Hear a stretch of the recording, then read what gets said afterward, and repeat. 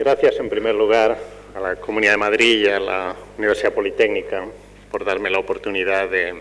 intervenir en esta jornada sobre la Unión Europea. Yo voy a referirme en mi intervención a las posibilidades laborales que plantea la Unión Europea y al régimen aplicable al personal en el seno de la Unión.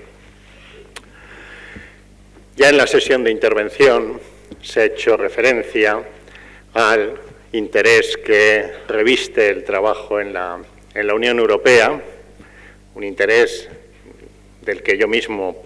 he podido experimentar. Durante 18 años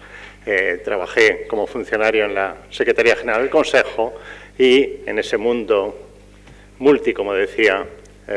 Francisco Fonseca en su intervención, multicultural, multinacional, multilingüístico, me encontré realmente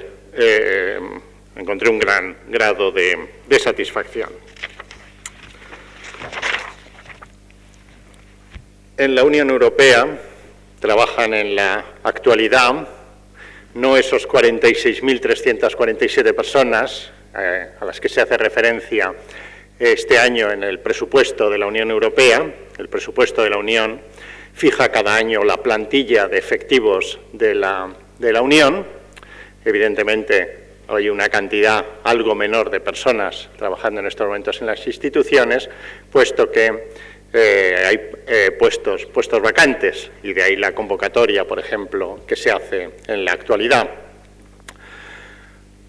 La mayor parte del personal al servicio de la Unión desempeña su actividad en la Comisión Europea. Aquí lo vemos en esta diapositiva, un 54% del total de los efectivos, lo cual resulta lógico si se tiene en cuenta que es en la Comisión Europea donde se gestionan las políticas de la Unión, y es en la gestión de las políticas de la Unión que requiere un número considerable de efectivos. A continuación, el Parlamento Europeo, con un 14% aproximadamente del total. En tercer lugar, el Consejo Europeo y el Consejo con un 7%, y a mayor distancia ya el Tribunal de Justicia, un 4%, el Tribunal de Cuentas y el Comité Económico y Social con un 2% en cada caso, y el Comité de las Regiones con un 1%. También ese nuevo órgano creado ahora hace ya 2 años, se puso en marcha en diciembre de 2010, el Servicio Europeo de Acción Exterior, que cuenta con un 4% del total de los efectivos. Hay que decir que no todas estas personas que trabajan al servicio de la Unión tienen la calidad de funcionarios, sino que ese personal tiene diferentes estatus. El estatus, digamos, más desarrollado, más profundo, es efectivamente el de funcionarios, y a él me referiré básicamente en mi intervención, pero también son muy numerosos, concretamente los llamados agentes temporales. Antes decía, por ejemplo, que en la Comisión Europea es donde es más numeroso el personal al servicio de la Unión, y en la Comisión Europea pues son muy numerosos los agentes temporales. ¿Por qué? Porque para la gestión de los programas y las políticas comunitarias, o los programas dentro de las políticas, tienden más bien a contratarse agentes temporales, puesto que esos programas tienen una duración temporal, y para ello también se contrata personal que gestione esos programas. Lo que ocurre es que, de la misma manera que los programas tienden a prorrogarse con igual o similar contenido, igual o similar denominación, en ese sentido también se prorrogan o tienden a prorrogarse los contratos de los agentes temporales, y cuando esa prórroga tiene lugar por una segunda vez, esa prórroga se hace ya con carácter indefinido, y a partir de ese momento en casi nada se difiere el régimen aplicable a los agentes temporales del régimen aplicable a los funcionarios. Otro tipo de personal son los llamados agentes contractuales. Se les recluta para actividades de tipo manual o administrativo, y el personal eventual, contratado por periodos de tiempo bastante limitados, Imaginémonos, por ejemplo, las delegaciones de la Unión en terceros países, pues requieren contratar personal local, personal de ese país, y en ese caso se les recluta con esta denominación. Todo este personal, funcionarios, agentes temporales, agentes contractuales, personal eventual, son los que aparecen incluidos en la diapositiva que he mostrado anteriormente y que reúne la totalidad del personal trabajando al servicio de la Unión. Pero hay todavía otras personas que también colaboran y desempeñan su actividad durante periodos de tiempo limitados al servicio de la Unión. En primer lugar, los funcionarios de los Estados miembros que durante periodos limitados de tiempo son enviados en comisión de servicio para trabajar al servicio de la Unión, los llamados expertos nacionales destacados, conocen con la terminología ENDs, funcionarios nacionales que durante un periodo de entre 2 y 4 años se envían a las instituciones de la Unión y colaboran con la Unión en el ámbito de actividad que se haya previsto. También existen los llamados expertos nacionales destacados sin coste, en el sentido de que los anteriores, cuando son enviados a las instituciones, el Estado miembro continúa pagando su sueldo nacional y las instituciones pagan unas dietas que asimilan su retribución a la de los funcionarios de un nivel similar. En el caso de los llamados ND sin coste, son los Estados miembros quienes pagan la totalidad del salario nacional y dietas. Existen también los llamados expertos nacionales destacados en formación profesional. En este caso se trata del envío a Bruselas por un periodo de tiempo más corto, entre 4 y 6 meses, para realizar un trabajo también específico, pero que tiene ya más de colaboración limitada y de formación personal, o de completar la formación personal, que de trabajar realmente al servicio de la Unión como los expertos nacionales destacados. Incluso la figura de los llamados, en términos coloquiales, Erasmus funcionarios, que durante un periodo de tiempo todavía más limitado, 2 semanas, son enviados a Bruselas por los Estados miembros para completar su formación o tener un conocimiento directo de las instituciones. Una naturaleza diferente tiene el llamado programa TAIES, un programa que desarrolla la Comisión Europea en colaboración con países candidatos y países de la vecindad europea, sea de la vecindad del este o de la vecindad del sur, y que va dirigido a mejorar la estructura administrativa de esos países, teniendo en cuenta su futura adhesión a la Unión, si se trata de países candidatos, o sus especiales relaciones con la Unión Europea, si se trata de países de la vecindad europea. Pues bien, en el marco de este programa TAIES, lo que se hace es el envío de funcionarios de los Estados miembros a esos países candidatos o países de la vecindad, para facilitarles la mejora de sus estructuras administrativas y su aproximación a los esquemas y a los estándares europeos. Esos funcionarios, en este caso, son pagados o financiados en el marco de este programa por la Comisión Europea. Y todavía un tercer pequeño bloque de personas que también en un determinado periodo de tiempo colaboran con las instituciones, como son los becarios, en el sentido de que todas las instituciones, pero principalmente la Comisión Europea, convocan cada año un programa de becas para universitarios de los Estados miembros e incluso de algunos países terceros, como son los otros países miembros del Espacio Económico Europeo, Noruega, Islandia, Liechtenstein o algunos países de la vecindad europea igualmente, y cuyos jóvenes pueden acudir a la realización de estos periodos de becas. Y todavía con un carácter más específico, el programa llamado de jóvenes expertos en países de desarrollo, jóvenes de los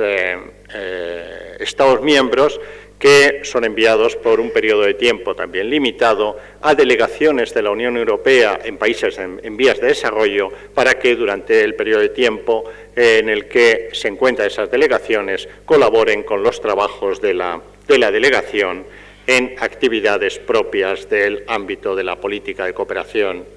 al desarrollo. Una diapositiva específica sobre el tema de los becarios, puesto que puede tener interés para alguno de ustedes. La Comisión Europea, sobre todo, convoca un número considerable de becas 2 veces al año, lo que se denomina los stage en la Comisión Europea, por un periodo de 5 meses. El procedimiento de selección es en 2 fases, una primera preselección en la que se tiene en cuenta el currículum de los candidatos a través de los datos o la información que han facilitado a la Comisión Europea,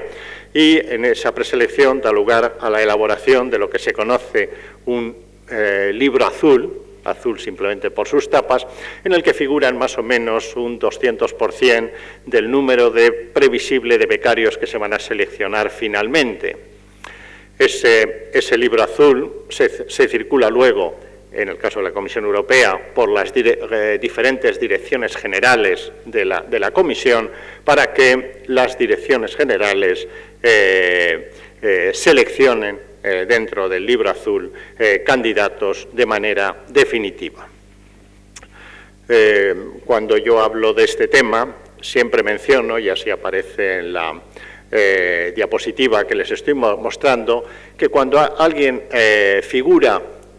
un candidato figura ya en ese libro azul, es decir, ha superado la preselección,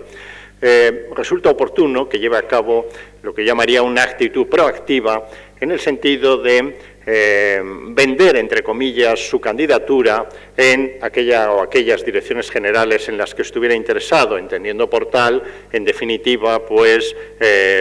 contactar, sea por vía email, sea por vía telefónica, sea incluso de manera personal, con los servicios correspondientes. Imaginémonos que alguien tiene interés en trabajar en el ámbito de la competencia, pues bien, en este sentido, contactar la Dirección General de Competencia de la Comisión, dar a conocer que se está ya se ha sido preseleccionado, se figura en el libro azul, y se tiene muchísimo interés en trabajar en esa dirección general durante el periodo de 5 meses previsto como becario, para facilitar esa selección definitiva. Las otras instituciones y órganos de la Unión convocan también becas para selección de personal de estas características, con características diferentes, aunque en un número menor al que selecciona la Comisión Europea.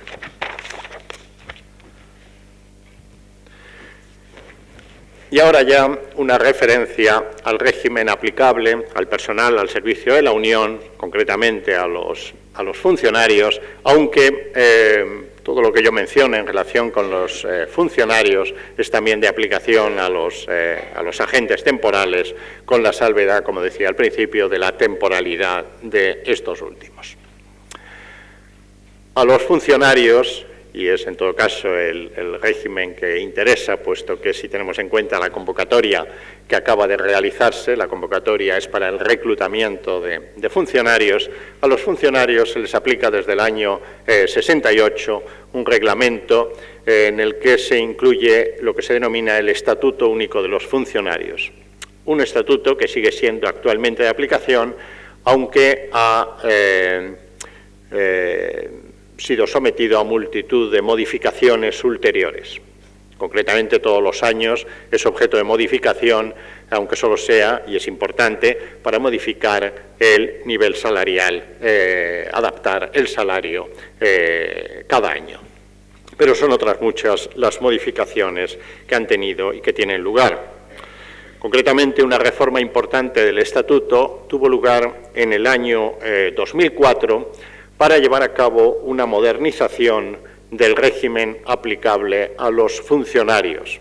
y uno de los aspectos importantes de los cambios entonces introducidos fue el establecimiento de un nuevo régimen de carreras administrativas o de categorías administrativas. Hasta entonces, hasta el año 2004, y quizá alguno de ustedes habría oído hablar en su momento de ello, existían 4 categorías diferentes, 4 categorías que tenían el carácter de categorías estanco, conocidas por las primeras letras del abecedario, categoría A, B, C y D. La categoría A era la categoría superior, la categoría D la categoría inferior. Incluso había una categoría de una naturaleza diferente, la llamada categoría LA, que englobaba lo que se conoce el cuadro lingüístico de la Unión. En la Unión, todas las lenguas de los Estados miembros son lenguas oficiales e incluso lenguas de trabajo de la Unión, lo cual hace que en una Unión actual de 27 Estados miembros existan nada menos que 23 lenguas diferentes.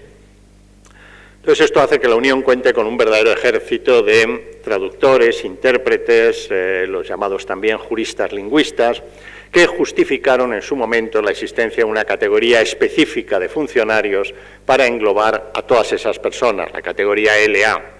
L por lingüistas, evidentemente, y A porque se equiparaba a la categoría A, la categoría superior. Sin embargo, esas categorías, como he dicho, eran categorías estanco en el sentido de que se era promocionado en función de la calidad de cada uno dentro de cada categoría, pero no se podía pasar de una categoría a la categoría superior como no fuera a través de la superación de un nuevo concurso, es decir, que alguien que hubiera ingresado en la categoría B no podría ascender desde el grado inferior B5 hasta el grado superior B1, pero no pasar a la categoría superior, la categoría A. Esto motivó uno de los cambios importantes introducidos en el año 2004 con el establecimiento de un nuevo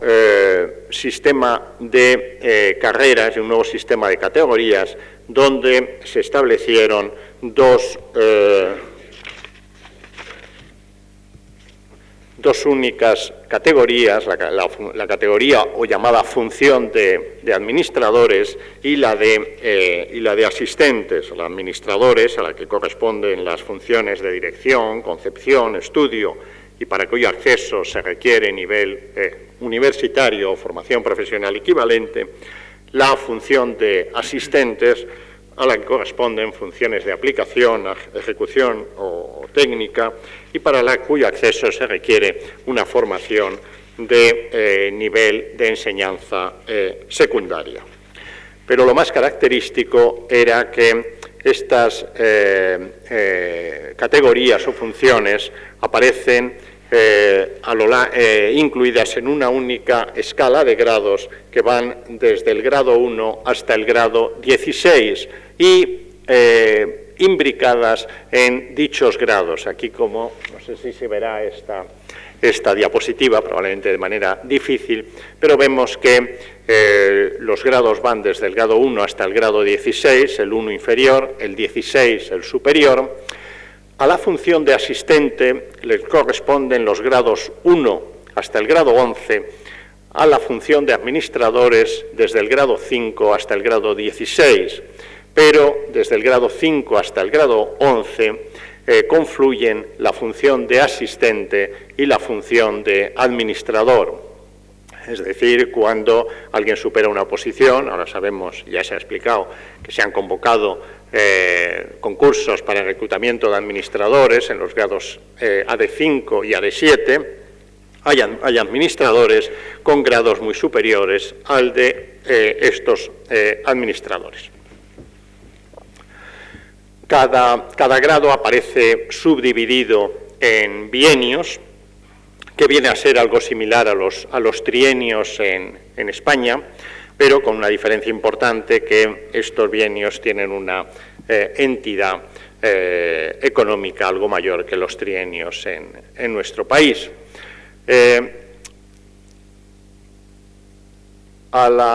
Desde el grado 9 hasta el grado 14 vemos aquí que les corresponde el puesto de jefe de unidad o de jefe de división según las diferentes instituciones. a los puestos AD 14 y 15, el puesto importante de director, a los puestos 15 y 16, el todavía más importante, de director general. Pero volviendo a la situación del régimen aplicable, la reforma del Estatuto del año 2004 fue importante, por tanto, ya digo, uno de sus aspectos más destacados, este establecimiento de nuevo sistema de carreras. Hubo otras modificaciones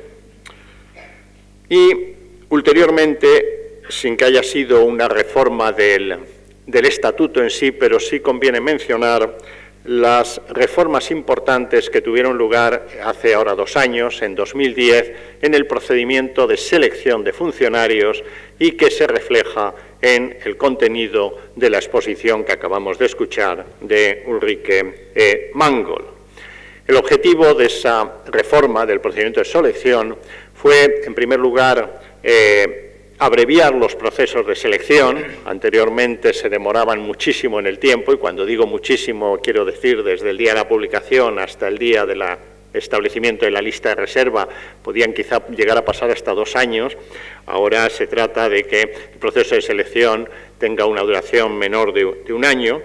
Por otro lado, y a efecto de la previsibilidad en los procesos de selección, prever convocatorias anuales, y así vemos, y también se ha mencionado ya en la exposición anterior, cada año tiene lugar una convocatoria para el reclutamiento de administradores que se lleva a cabo en esta época del año. La convocatoria del año pasado se llevó a cabo el 16 de marzo, este año se ha publicado el 15 de marzo, es decir, a mediados de marzo, y yo diría, sobre todo, dentro de esta reforma del proceso de selección, lo que se ha querido ha sido poner el énfasis para la selección en las competencias y habilidades de los candidatos frente a la situación anterior en la que primaban los conocimientos. Una reforma específica del Estatuto tuvo lugar también en el año 2010 y vino motivada por la creación de ese órgano al que antes he hecho referencia al presentar la diapositiva con los efectivos globales de personal, la creación del Servicio Europeo de Acción Exterior. La creación del Servicio Europeo de Acción Exterior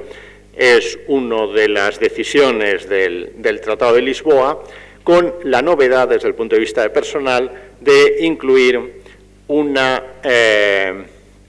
composición en términos de personal tripartita. El Servicio Europeo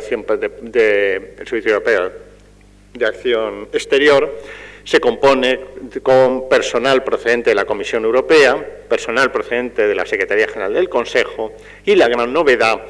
personal procedente de los servicios exteriores de los Estados miembros. Pues bien, esa novedad, entre otras razones, motivó el que fuera necesaria una modificación del Estatuto para posibilitar dicha composición. Finalmente, en la actualidad está sobre la mesa del Consejo una nueva propuesta de reforma del Estatuto, y las reformas a las que aludo tienen carácter general, global, que en este caso viene motivada básicamente por las actuales restricciones presupuestarias, que no solo afectan a los Estados miembros, sino que también afectan a las instituciones de la Unión, y de manera más específica por el hecho de que a finales de este año vence la vigencia de lo que se llama el método de adaptación de salarios de los funcionarios, un sistema establecido, si no me equivoco, hace ya 20 años, por una duración de 10 años, por el cual se estableció un mecanismo de modificación de los salarios de los funcionarios de manera automática, vinculada a la modificación de los salarios de los funcionarios de los Estados miembros en una serie de Estados miembros y a la variación del coste de la vida en Bélgica. Un sistema automático, puesto que bastaba con tomar los datos de Eurostat de esa modificación de salarios nacionales y esa modificación del índice del coste de la vida para que se adaptara automáticamente el salario de los funcionarios. Ese régimen, ese método de adaptación se prorrogó hace 10 años, vence en la actualidad y se plantea la necesidad de un nuevo método, en su caso, de adaptación de los salarios de los funcionarios. Hay que decir, o al menos en mi opinión, que la existencia de ese método, como se le conoce en la Unión, ha posibilitado lo que yo llamaría la paz social en el seno de la Unión entre personal y instituciones.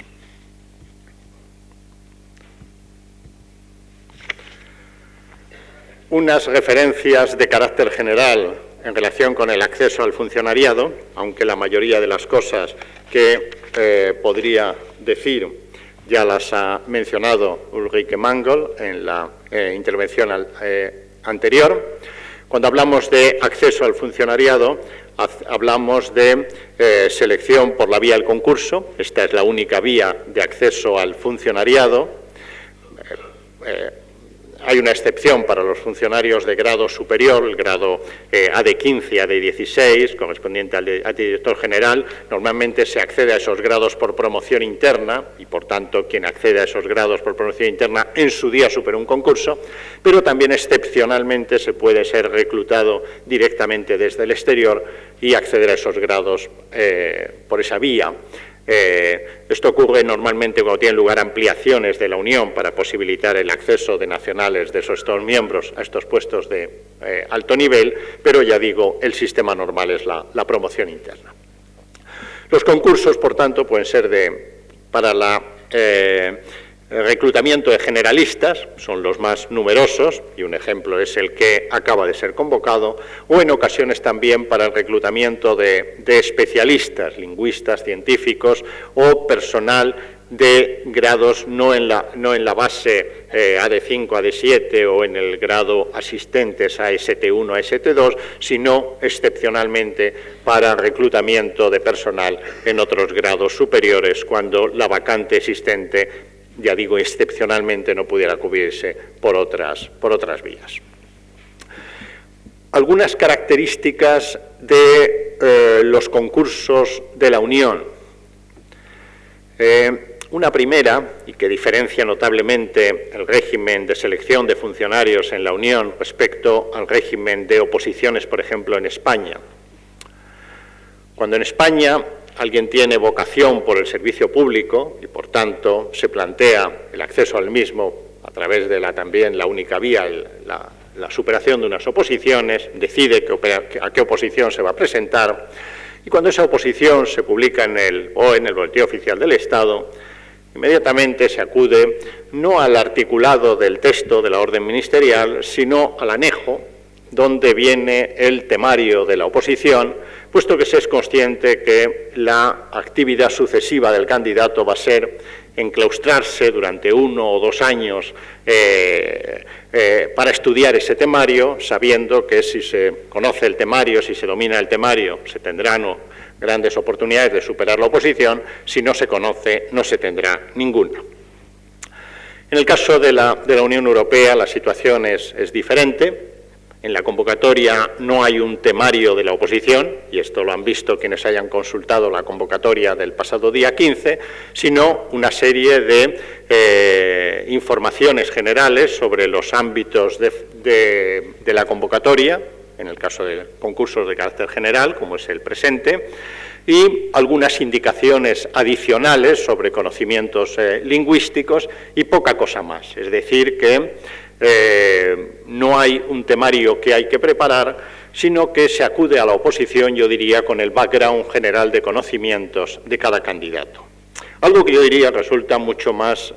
cómodo, puesto que una persona puede estar trabajando en una determinada actividad, puede quizás estar preparando otras actividades o incluso otras oposiciones, y con su bagaje normal de conocimientos presentarse a los concursos, a las oposiciones de la Unión. Esto no significa, en todo caso, que no sea necesaria una cierta preparación. Ya he mencionado que la modificación importante del año 2010 del proceso de selección ha puesto el énfasis en las competencias y habilidades de los candidatos frente a la situación anterior de conocimientos de los candidatos. La valoración de competencias y habilidades también nos han mostrado cómo se realiza la preselección a través de una serie de test de unas características diferentes, esos test que todos conocemos, pues el test numérico, una serie de números que hay que adivinar qué número viene a continuación, unos dibujitos que hay que saber cuál es el que corresponde después. Pues bien, estas son competencias que si uno no prepara o no lleva a cabo una serie de prácticas respecto a esos ejercicios, difícilmente superará esa fase de preselección. Y en este sentido yo he tomado buena nota y creo que es de agradecer la iniciativa de la Comunidad de Madrid de organizar esos ejercicios o esa información online para prácticas en esta materia. Es algo que ya nuestra representación en Bruselas ha llevado a cabo en el pasado, luego Isabel Moya probablemente hable sobre ello, y que poder contar también en Madrid con una iniciativa de estas características me parece muy adecuado.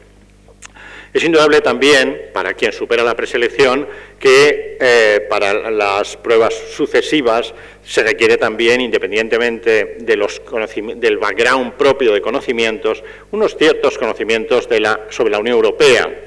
No ser un súper experto en la Unión Europea, pero se entiende que un candidato sabrá lo que es un reglamento, una directiva, conocerá las características de la política agrícola común, sabrá pues cuáles son las fuentes del derecho de la Unión, etcétera. Y finalmente, en conocimientos lingüísticos también se ha mencionado: uno debe presentarse con conocimiento profundo de una de las lenguas y un buen conocimiento de otra lengua, concretamente inglés, francés o alemán. El proceso del desarrollo de la oposición, yo no voy a hablar de ello, ya se ha mencionado las fases: preselección, evaluación y eventual reclutamiento de candidatos que figuren en la llamada lista de reserva. Y aquí sí haría una observación similar a la que acabo de hacer en relación con los becarios. Los becarios, decía antes, cuando figuran en ese libro azul y por tanto han superado la preselección, en mi opinión, es recomendable una actitud proactiva para facilitar su selección definitiva. Pues algo similar yo me atrevería a decir, y en este caso con mucha más razón, para quien figure en una lista de reserva. Las listas de reserva suelen tener una duración de 2 años, una vigencia de unos 2 años, aunque a menudo son prorrogadas cuando todavía figuran en las mismas un número considerable de candidatos o de nombres de personas que han superado el proceso de selección, el concurso, y que por tanto son aptos para trabajar en la Unión, pero se requiere que se les ofrezca un puesto de trabajo. Pues bien, en este sentido yo me atrevería también aquí a decir la importancia de la actuación proactiva de la persona que está en una lista de reserva, en el sentido de vender nuevamente su candidatura, es decir, contactar con servicios de la Comisión o de otras instituciones donde se conoce que hay vacantes, para mostrar el especial interés por trabajar en ese u otro puesto al que se está dirigiendo, siempre haciendo constar que se figura ya en una lista de reserva. Sobre la convocatoria actual, estoy seguro de que todos ustedes están ya al corriente, incluso me ha parecido ver antes de entrar en la sala, que estaba a disposición de todos ustedes la convocatoria. Apareció publicada en el Diario Oficial el pasado día 15, y como complemento a la convocatoria es muy importante contar con lo que se conoce como el documento guía para las oposiciones generales. Apareció también publicado en el Diario Oficial el año pasado, el 28 de octubre. No tengo noticia de que haya habido una convocatoria, que haya habido una publicación nueva de esta guía, por tanto la del 28 de octubre sigue siendo la aplicable, en el sentido de contar ahí con la información adicional en relación con la convocatoria. Los puestos convocados, esta mañana ya se ha mencionado, 296 en total, 219 AD5, 77 AD7.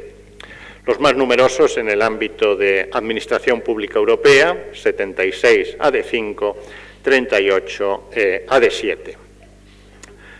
En esta ocasión figuran también, aparte de los ámbitos Administración Pública, Derecho, Auditoría y Comunicación, el ámbito de Relaciones Exteriores, que posibilitaría también el que algunos de los seleccionados, los 33 seleccionados, pudieran pasar a trabajar a ese nuevo órgano al que ya me he referido, el Servicio Europeo de Acción Exterior.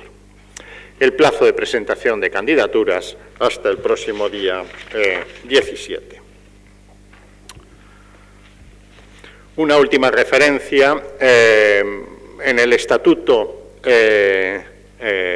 único de los funcionarios, la expresión única hace referencia a que se aplica igual a los funcionarios de una u otra institución, en el sentido de que el reclutamiento se lleva a cabo por EPSO, pero luego las listas de reserva se circulan entre las instituciones y a partir de ese momento, cuando se es reclutado por una u otra institución, se es funcionario de esa institución, es decir, se es funcionario de la Comisión o de la Secretaría General del Consejo o del Parlamento Europeo. Pero el Estatuto es único, se aplica por igual a todos ellos. El título tercero del Estatuto hace referencia y lleva justamente la denominación carrera de los funcionarios, en el sentido de que quien tiene vocación por la función pública internacional y concretamente por la función pública europea, se le plantea y se le presenta la posibilidad de una verdadera carrera administrativa. En ese estatuto, ahora de manera casi inmediata en el coloquio, pues quien tenga interés podemos hablar de algunos aspectos específicos, solamente mencionar el artículo 35 habla de las situaciones administrativas posibles, la normal es la de servicio activo, pero hay situaciones como comisión de servicio para trabajar en otra administración, o incluso novedades. El año 2004 he aludido a las modificaciones importantes, la de una nueva categoría de carreras, pero hubo otras muchas, pues por ejemplo, desde el punto de vista laboral o el tema de la conciliación del trabajo, la posibilidad de una comisión para ocuparse, comisión se llama parental, para ocuparse de los hijos durante de los hijos en edad hasta 3 años, si no me equivoco, ocuparse de esos hijos durante ese periodo de tiempo y percibir, incluso seguir percibiendo una pequeña retribución. El artículo 43 habla de la promoción de los funcionarios, en el sentido de, hemos visto esa escala de grados desde el 1 al 16, quien supera la oposición, en el caso de administradores a D5 a D7, se le presentan unas posibilidades laborales por delante que implican la posibilidad de promoción, quizás para un número reducido de funcionarios, hasta el escalón superior a D16, director general. Cese definitivo, artículo 47, y el título cuarto, las condiciones de trabajo. Ahí se hace referencia en el Estatuto a cuestiones de tipo administrativo, como pueden ser, aquí lo menciono, horarios, vacaciones, pero yo diría desde una óptica más sociológica, en este caso, que jurídica, que lo que realmente resulta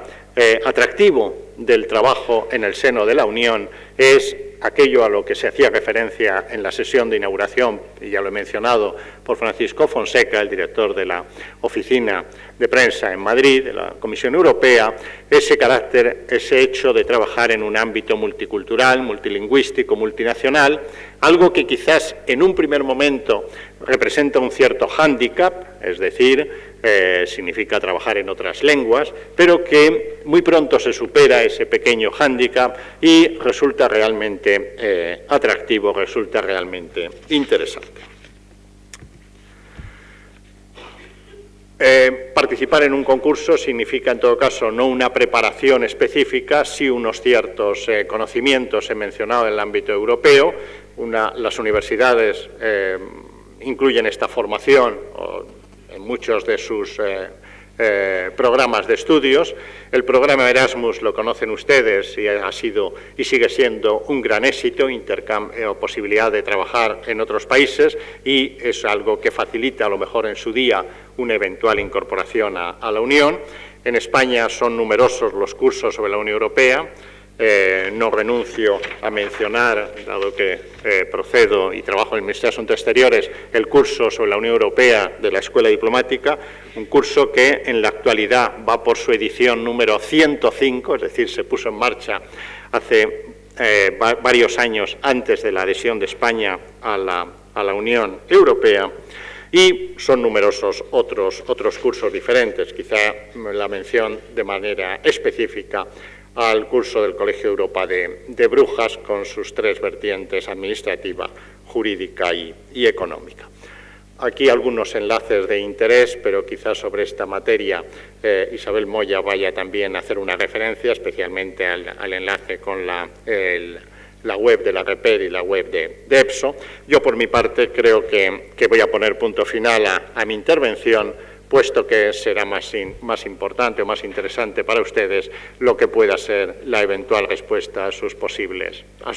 preguntas. Muchas gracias por su atención.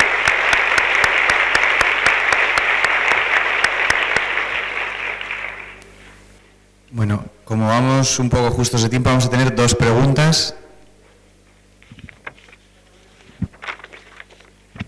Buenos días. Buenos días. No sé si me ve, estoy aquí.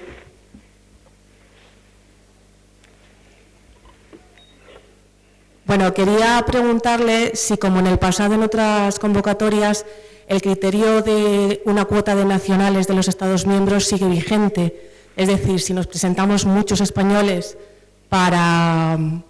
unos puestos concretos, si prima o es importante tu origen nacional a la hora de seleccionarte o simplemente tus competencias. No sé si he entendido bien la pregunta. Pregunta si en las posiciones de la Unión Europea existe una cuota por países que se vaya a mantener.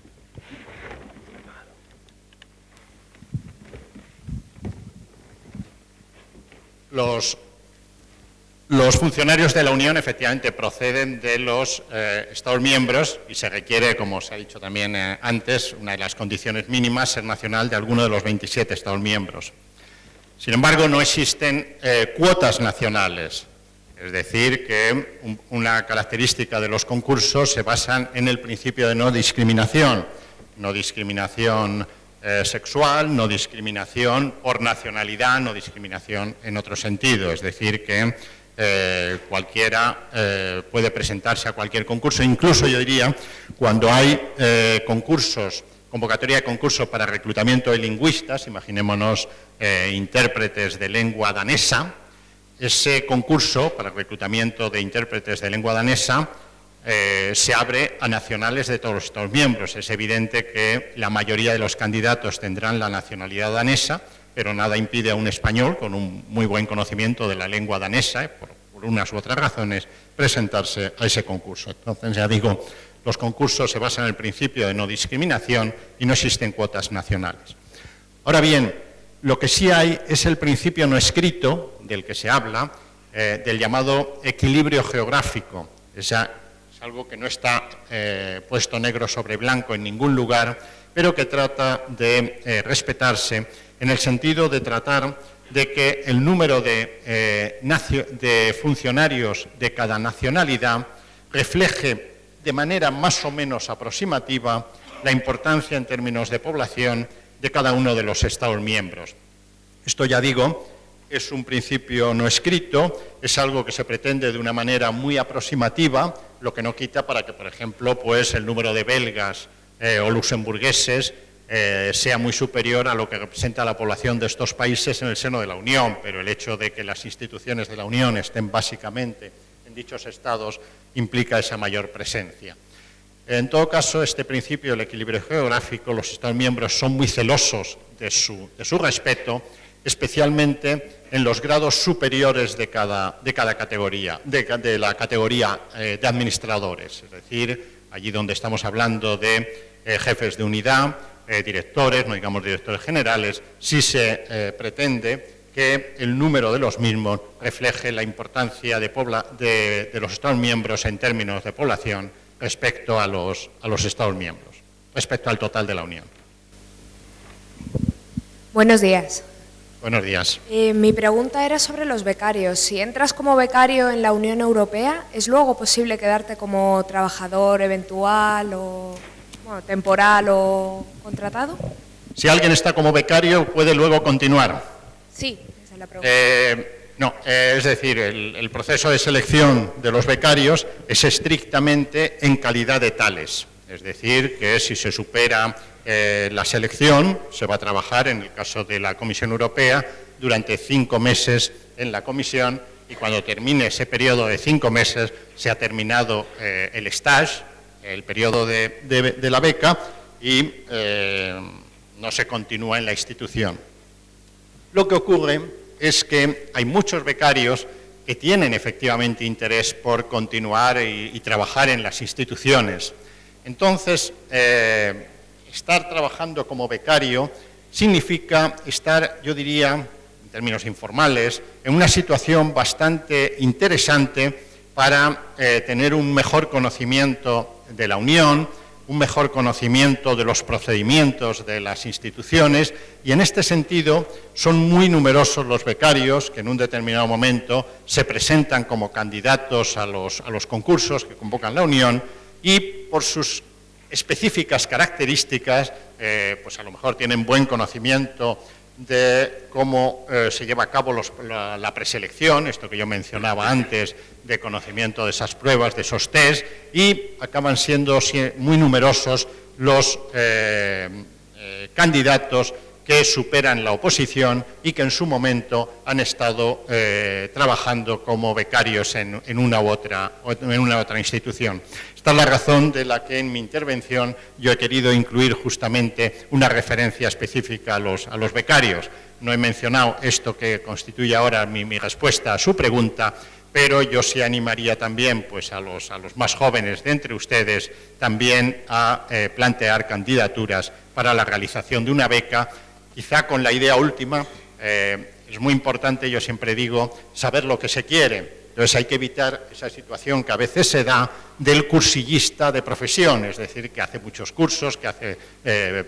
solicita muchas becas, ¿no? En este caso se trata de solicitar una beca para, si se obtiene, estar 5 meses en la institución, pero con la idea de que lo que se pretende es presentarse un concurso y durante esos 5 meses se están adquiriendo una serie de conocimientos adicionales que, al menos en mi opinión, facilitarán la superación del concurso. Bueno,